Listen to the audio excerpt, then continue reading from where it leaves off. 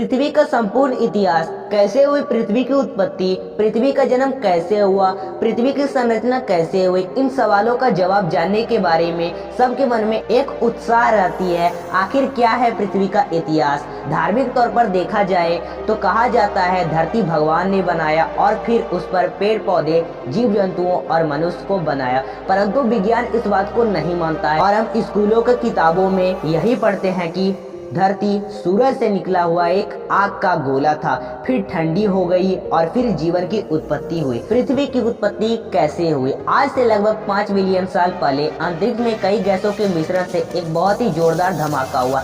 इस धमाके से एक बहुत ही बड़ा आग का गोला बना, जिसे हम सूर्य के नाम से जानते हैं। इस धमाके के कारण इसके चारों ओर धूल के कण फैल गए। गुरुत्वाकर्षण की शक्ति के कारण ये धूल कण छोटे पत्थर के टुकड़े में बदल गए। धीरे धीरे ये टुकड़े भी गुरुत्वाकर्षण की शक्ति के कारण आपस में टकराकर एक दूसरे के साथ जुड़ने लगे।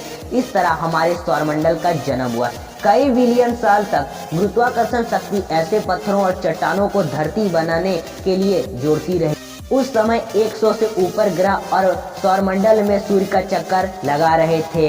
चट्टानों के आपस में टकराने के कारण धरती एक आग के गोले के रूप में तैयार हो रही थी, जिसके फलस्वरूप लगभग 4.54 बिलियन साल पहले धरती का एक तापमान लगभग 1200 डिग्री सेल्सियस था। अगर धरती पर कुछ था तो उपलब्धि हुई चट्टानें, कार्बन डाइऑक्साइड, नाइट्रोजन और जल वाष्प।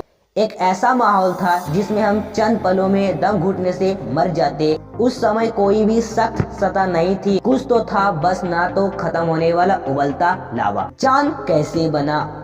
उसी समय एक नया ग्रह जिसका नाम थिया धरती की तरफ बढ़ रहा था। इसका आकार मंगल ग्रह जितना था। इसकी गति 50 किलोमीटर प्रति सेकंड थी, जो कि बंदूक से चली हुई गोली से 20 गुना ज्यादा है। जब यह धरती की सतह से टकराया तो एक बहुत ही बड़ा धमाका हुआ, जिसमें कई ट्रिलियन कचरा, डेबरी जिसे कहते हैं, धरती से बाहर निकल गया और वह ग्रह धरती में विलीन हो गया। कई हजारों साल तक गुरुत्वाकर्षण अपना काम करती रही और धरती से निकले हुए कण कई हजारों साल इकट्ठा कर धरती से इर्द गिर्द चक्कर लगाते रहे। इस चक्कर में एक गेंद बना जिसे हम चांद के नाम से जानते हैं। ये चांद उस समय 22,000 किलोमीटर दूर था धरती से, जबकि आज ये 4 लाख किलोमीटर दूर है धरती से। दिन जल्दी बीतते रहे, लेकिन धरती में बदलाव धीरे धीरे आ रहे थे। कहाँ से आया नमक और पानी? 3.9 बिलियन साल पहले पृथ्वी की उत्पत्ति होने के बाद अंतरिक्ष से बचे चट्टानों का धरती पर हमला होने लगा। आसमान से गिरते इन उल्का में एक अजीब से क्रिस्टल थे, जिन्हें आज नमक के रूप में प्रयोग किया जाता है। हैरानी की बात यह है कि जिन महासागरों से हम नमक निकालते हैं, समुद्र का पानी इन्हीं गिरने वाले उल्का के अंदर मौजूद नमक से निकला है। आपके मन में ये सवाल आ रहा होगा, आखिर उल्का में मौजूद इतना कम पानी से सागर की उत्पत्ति कैसे हो सकती है? तो इसका जवाब है, उल्का धरती पर 20 मिलियन साल तक गिरते रहे। इस कारण धरती पर काफी पानी इकट्ठा हो गया। कैसे बनी कठोर सतह? धरती पर पानी इकट्ठा होने के कारण धरती की ऊपरी सतह ठंडी होने लगी। उपलब्धि चट्टानें ठंडी होने के कारण सख्त होने लगी, लेकिन धरती के अंदर लावा उसी रूप से मौजूद रहा। धरती का ऊपरी तापमान 70 से 80 डिग्री सेल्सियस हो चुका था। धरती की सतह भी सख्त हो चुकी थी। धरती के वातावरण में बदलाव लाने के लिए ये तापमान और हालात एकदम सही थे। धरती पर आज जो पानी है वो कई बिलियन साल पहले का है। इसी पानी के नीचे सारी सख्त सतह ढक चुकी थी। चांद के पास होने के कारण उसके द्वारा लगने वाले गुरुत्वाकर्षण से धरती पर एक तूफान सा आने लगा। उस तूफान ने धरती पर उथल पुथल मचा दी थी।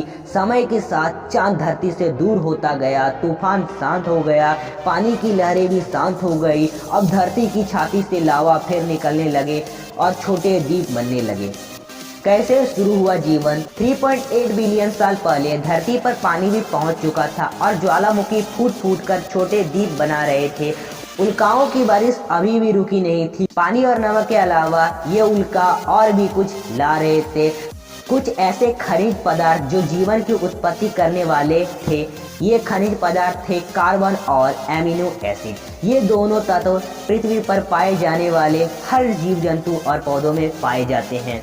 ये उल्का पानी में 3000 मीटर नीचे चले जाते थे, जहां सूर्य की किरणें पहुंच नहीं पाती थी। धीरे धीरे ये उल्कापिंड ठंडे होकर जमने लगे इन्होंने एक चिमनी का आकार लेना शुरू कर दिया और ज्वालामुखी में पड़ी दरारों में पानी जाने से धुआं इन चिमनियों से निकलने लगा और पानी के केमिकल सूप बन गया। इसी बीच पानी में समाहित केमिकल के बीच ऐसा रिएक्शन हुआ जिससे माइक्रोस्कोपिक जीवन का प्रारंभ हुआ। पानी में सिंगल सेल बैक्टीरिया उत्पन्न हो चुके थे। तो दोस्तों, आज का हमारा वीडियो यहीं तक समाप्त होता है। अगर ये वीडियो आप लोग को पसंद आए, वीडियो को लाइक कर दीजिए और अपने दोस्तों के पास शेयर कर दीजिए जल्दी से ये वीडियो, और अभी चैनल को सब्सक्राइब करिए ऐसे वीडियो के लिए।